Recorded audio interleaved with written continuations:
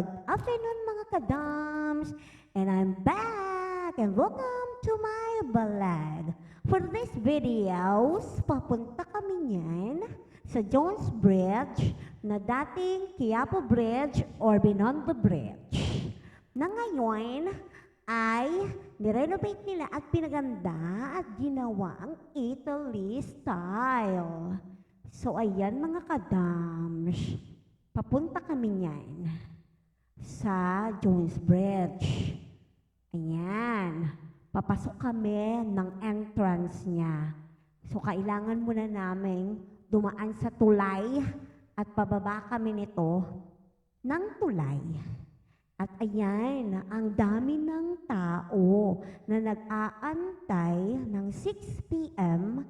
para mag-open ang lights dahil yun ang oras na ina-open ang lights niya. So nag-waiting kami niyan, marami kami nag-waiting. Ayan pala yung nasunog na post office. Mga kadams. Ayan siya, nasunog yan. Last year, I think. So ayan, malapit nang alas 6. Yung iba, na-open na nila ang mga lights. Yung iba. Pero yung yan, I think na-open na lahat yan mga kadams. O di ba mga kadams, tignan ninyo, ang ganda. Para ka na sa Italy. Ayan siya. Ayan.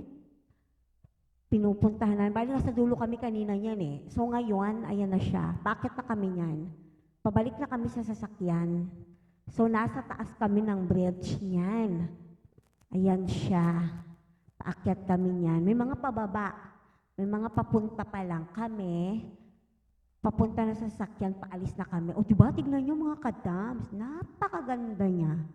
Napakaliwanag niyan. Napakaganda. So, ayan